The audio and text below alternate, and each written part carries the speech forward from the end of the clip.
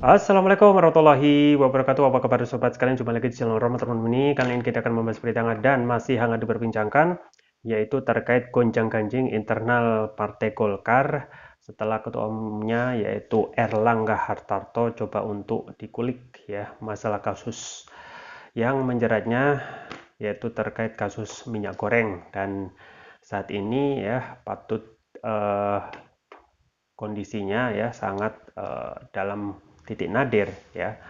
Dan juga ada dugaan di balik itu ya, ada keinginan Luhut yang dipersepsikan oleh banyak orang ingin menguasai ya, menguasai Golkar dan setelah itu bisa dibelok-belokkan sesuai dengan keinginan ya, dekat dengan kekuasaan. Ini adalah ada analisa yang menarik ya, berupaya rebut Golkar. Luhut takut dihabisi lawan politiknya saat Jokowi lengser ya. Dan kemungkinan ini the right time ya, the right time ya, waktu yang tepat untuk mengakuisisi Golkar sehingga bisa ya, diarahkan sesuai dengan keinginan istana gitu ya. Langsung saja kita baca dan kita ulas sesuai yang dilansir oleh airmol.id. Republik Merdeka, ada kekhawatiran tersendiri bagi Menko Bidang Kemaritiman dan Investasi Marves Luhut Binsar Panjaitan hingga akhirnya menyatakan keinginannya mencalonkan diri sebagai Ketua Umum Partai Golkar. Menurut Direktur Eksekutif Indonesia Political Review (IPR) Ujang Komarudin, Luhut khawatir setelah tak lagi menjabat sebagai menteri dan Presiden Jokowi purna tugas sekitar Oktober 2024 nanti. Pasca dia sudah tak lagi jadi menteri lagi, Jokowi tidak jadi presiden lagi di Oktober 2024, ya Luhut kan butuh sandaran buat pengamanan, kata Ujang kepada kantor berita politik Ermol sesaat lalu Rabu. Menurut Ujang, Luhut beranggapan apabila dirinya kelak tak lagi memiliki jabatan politik maupun jabatan publik, maka ia bakal dihabisi oleh lawan-lawan politiknya setelah Pilpres 2024. Kalau enggak punya posisi, tidak ada jabatan, ya maka dicari oleh lawan politiknya. Oleh karena itu, menjadi ketum Golkar adalah sebuah keharusan untuk menjaga dirinya, Jokowi dan tentu grupnya untuk tetap aman, pungkasnya. Sebelumnya, Menko Marves Luhut Binsar Panjaitan dan Menteri Investasi Bahlil Lahadalia telah menyatakan keinginan mereka untuk menjadi ketua umum Partai Golkar. Bahlil mengikuti langkah Luhut untuk menjadi calon pengganti Erlangga Hartarto yang saat ini tengah diguncang oleh isu musyawarah nasional luar biasa atau Munaslup Partai Golkar. Sebagai kader Golkar, ketika melihat partainya dalam kondisi yang membutuhkan uluran tangan kader yang merasa bertanggung jawab, saya yakin punya perasaannya, tapi melalui mekanisme yang jelas sesuai dengan organisasi ya, ujar Bahlil dalam pertemuan dengan sejumlah pimpinan media di kediamannya Jakarta Selatan Sabtu. Ya itu ya sobat kalian terkait dengan gonjang-ganjing partai internal Partai Golkar yang menemukan kondisi titik nadir ya, di mana seharusnya bisa segera menentukan arah politiknya, tetapi ketika sudah salah ya melakukan manuver ya, patut diduga karena ada juga info ya menyampaikan bahwasanya ada pertemuan diam-diam antara Ketua Umum Partai Golkar yaitu Erlangga Hartarto dengan Anies Baswedan, dan ini tentu saja patut diduga menjadi awal ya malapetaka dari Golkar termasuk dari Ketua Umumnya Erlangga Hartarto. Dan ini menjadi suatu kesempatan yang pas ya untuk mengakuisisi partai yang luar biasa besar saat ini setelah PDIP yaitu Golkar, yang kalau itu bisa diakuisisi maka itu akan menjadi kendaraan yang sangat menarik ya untuk diarahkan dukungannya sesuai dengan keinginan istana.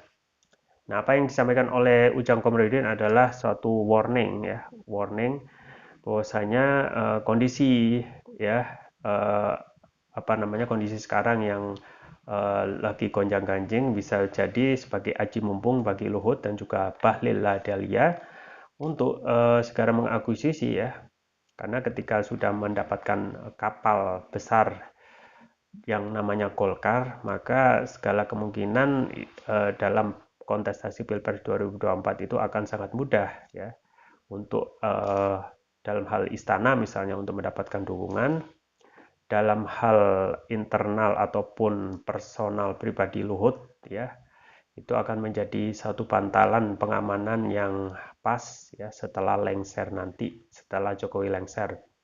Karena saat ini saja kita ketahui masa pemerintahan Presiden Jokowi yang sudah akan habis ya, kondisinya seperti lemdak ya, seperti bebek lumpuh yang semua ketua umum partai termasuk juga seluruh politisi sudah fokus untuk mempersiapkan kontestasi Pilpres 2024 dan termasuk juga arah dukungan gitu ya, bagaimana untuk survive, dan itu yang kurang lebih tidak mengenakan bagi Erlangga Hartarto yang coba untuk main mata bahkan secara diam-diam ya, seperti yang diberitakan di media, ada cenderungan untuk ya mencoba komunikasi dengan Anies Baswedan. Ya, terlepas dari kasus korupsi yang sekarang ya, dugaan kasus korupsi yang menjerat Erlangga Hartarto ya, tapi itu bisa dipahami sebagai suatu alasan ya, sebagai kambing hitam ya untuk menjerat atau ya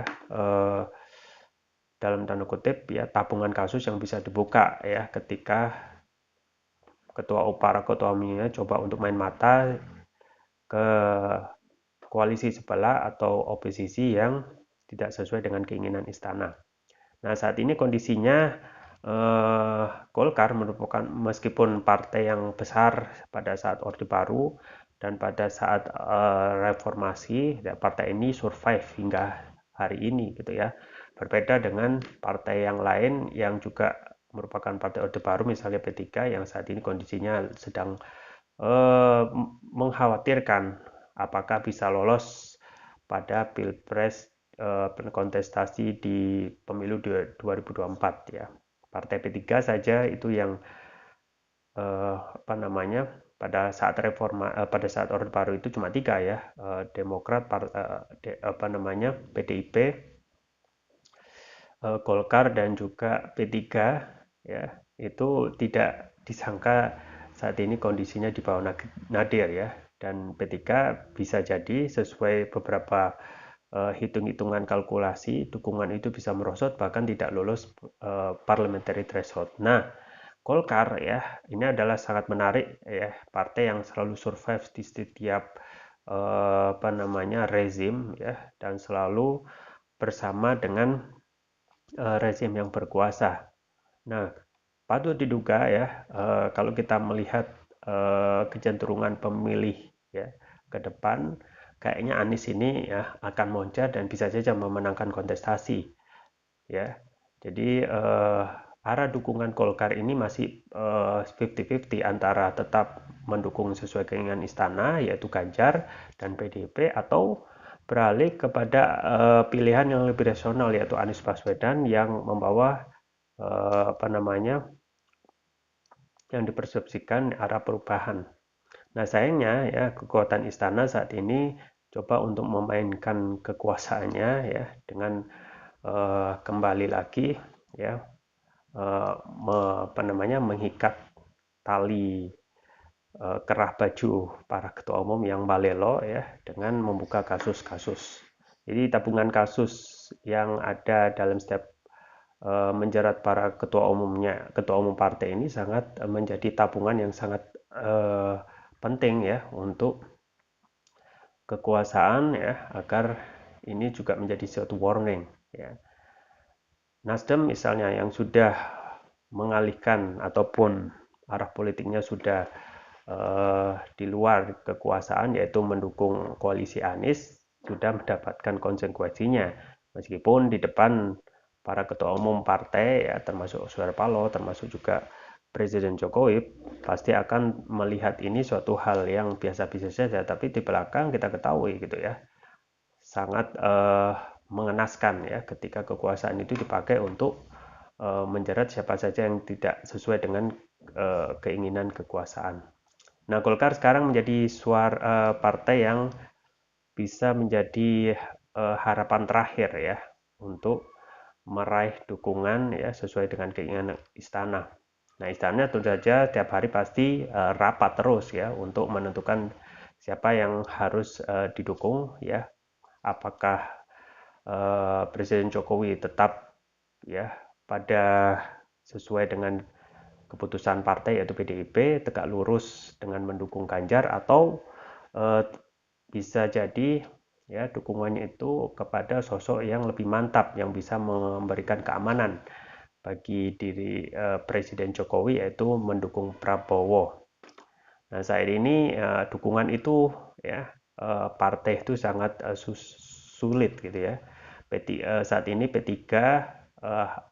PDIP baru P3 saja partai di parlemen yang mendukung ya, selebihnya masih berhitung-hitung ya untung rugi, termasuk Golkar yang merupakan mempunyai kursi yang terbanyak setelah PDIP ya. Ini akan terus, kalau ya terus masalahnya itu terus bergulir ya, kemudian bisa diakuisisi entah oleh Luhut atau Bahlil, maka ini akan menjadi kendaraan yang pas untuk menambah dukungan ya keinginan istana.